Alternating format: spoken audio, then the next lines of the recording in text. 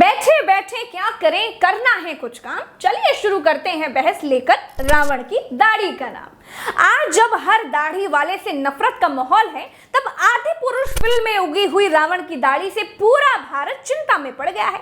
हिम्मत देखो इन लोगों की कि भाई ब्राह्मण रावण का रोल मुसलमान सैफ अली खान को दे दिया,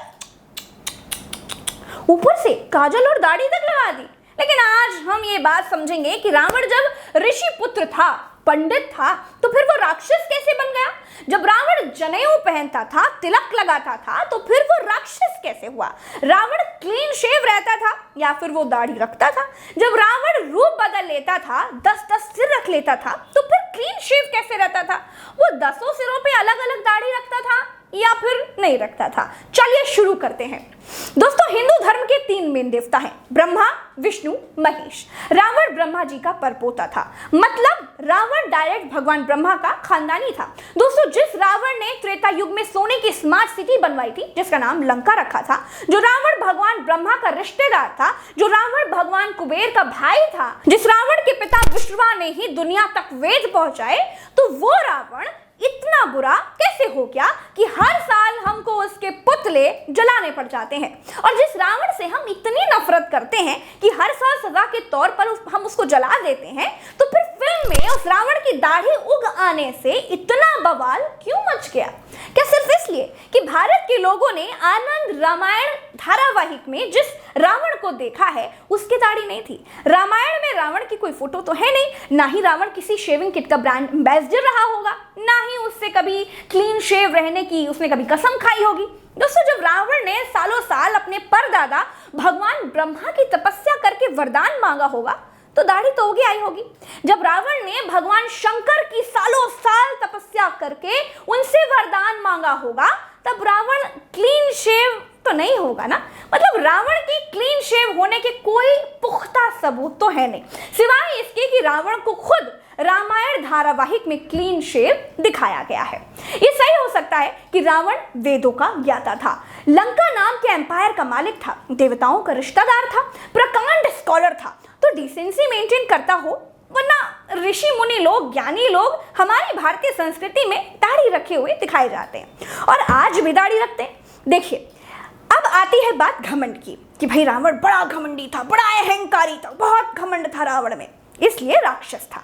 तो भाई एक बात बताइए, आज जिसका बाप विधायक होता है वो लड़कियों के साथ रेप करते घूमता है, जिसका बाप मंत्री होता है वो किसानों पर ट्रैक्टर चढ़ा देता घूमता है, जो नेताओं के साथ फोटो खिंचा लेता है वो इलाके में तोप बना घूमता है, तो रावण तो फिर भी रावण था। जिसका भाई कुबेर हो, जिसके बेटे इंद्र को जीत लेते हो, जो भगवान ब्रह्मा का रिश्तेदार हो, जिस पर भगवान शंकर का स्वयं महादेव का आशीर्वाद हो, उसको अहंकार तो होगा ही।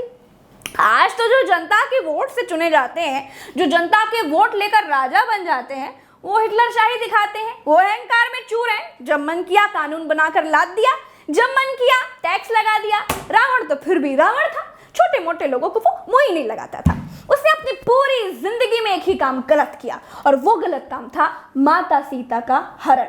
यही काम रावण को ले डूबा, वरना भगवान परशुराम ने क्रोध में 21 बार फरसा उठाकर धरती क्षत्रियों से खाली कर दी थी। हम उनकी पूजा करते हैं, उनको सबसे ज्यादा गुस्से वाला भगवान के तौर पर हम जानते हैं। दोस्तों, अब आते हैं इस पर कि रावण जब प्रकांड पंडित था, 4 साल की उम्र से ही चारों वेदों का ज्ञाता बन गया था, तो राक्षस कैसे हो गया जी? दोस्तों, एक बात बताइए, आज के समय में अगर बाप ब्राह्मण है और माँ मौर्य है या किसी और जाति से है, तो उनसे जन्मा जो पुत्र होगा वो ब्राह्मण ही तो होगा ना, मतलब बाप का सरनेम ही तो चलता है ना। लेकिन रावण के साथ ऐसा नहीं था। रावण की माँ राक्षसी थी, इसीलिए रावण को राक्षस कहा गया। रावण को बाप का सरनेम नहीं मिला। रावण के पापा का नाम ऋषि विश्रवा था। ऋषि विश्रवा ने 3 लड़कियों से शादी की। एक का नाम था वरवर्णिनी, दूसरे का नाम था राका, और तीसरी जो राक्षसी ताड़का की बेटी थी उनका नाम था कैकशी। कैकशी के बेटे थे रावण, कुंभकर्ण, विभीषण और शूर्पणखा। वरवर्णिनी कुबेर की मम्मी थी, तो रावण की की मम्मी राक्षस कुल की थी, इसीलिए रावण भी राक्षस हुए। दोस्तों ये भी कहा जाता है, ऐसी भी मान्यताएं हैं कि रावण के पिता जो विश्वा थे, उनकी पत्नी कैकशी, उन्होंने रावण के पिता से धोखे से शादी कर ली थी, इसीलिए ऋषि विश्वा ने अपनी पत्नी को यानी कि रावण की मां कैकशी को ये श्राप दे दिया था कि तुमसे जो भी संतान उत्पन्न होगी वो राक्षस कहलाएगी। ये भी मान्यताएं हैं कि इसलिए भी रावण राक्षस कहे जाते हैं। दोस्तों रावण की दाढ़ी थी या नहीं थी? रावण ब्राह्मण पुत्र था तो फिर राक्षस कैसे हो गया? रावण के पास कौन कौन सी विद्याएं थी? रावण को त्रेता युग में लंका नाम की स्मार्ट सिटी बनाने का आइडिया आखिर कहां से मिला? और रावण के भाई कुबेर के पास दुनिया भर की दौलत कहां से आई? जानना चाहते हैं ना? तो अभी डाउनलोड कीजिए कुकू एफएम और वहां पर सुनिए रामायण नाम की ऑडियो बुक को। कुकू एफएम पर आप सैकड़ों विषयों पर 10,000 से भी ज्यादा ऑडियो शो सुन सकते हैं। तो अभी डाउनलोड कीजिए कुकू एफएम। अगर आप मेरे प्रोमो कोड PKP50 का इस्तेमाल करेंगे तो पहले 250 यूजर्स को 50% का डिस्काउंट मिल जाएगा और 399 वाला एनुअल सब्सक्रिप्शन सिर्फ 199 रुपए में मिल जाएगा। लिंक डिस्क्रिप्शन में है। रावण की दाढ़ी थी या नहीं थी? किसी को नहीं मालूम। रामायण नाम के धारावाहिक में नहीं थी, ये सबको मालूम है। तो सबने यही मान लिया कि जी रावण की दाढ़ी नहीं थी, क्योंकि धारावाहिक में नहीं थी इसीलिए नहीं थी।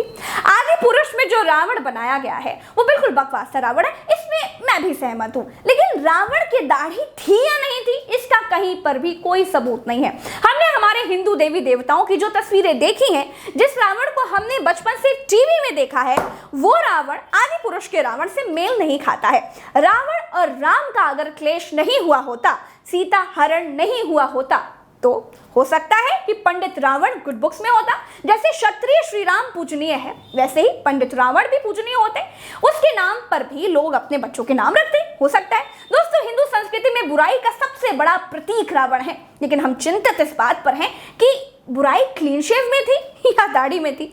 हम उस राक्षस की ड्रेसिंग सेंस पर चिंतित हैं जिसको हर साल हम आग में जला देते हैं।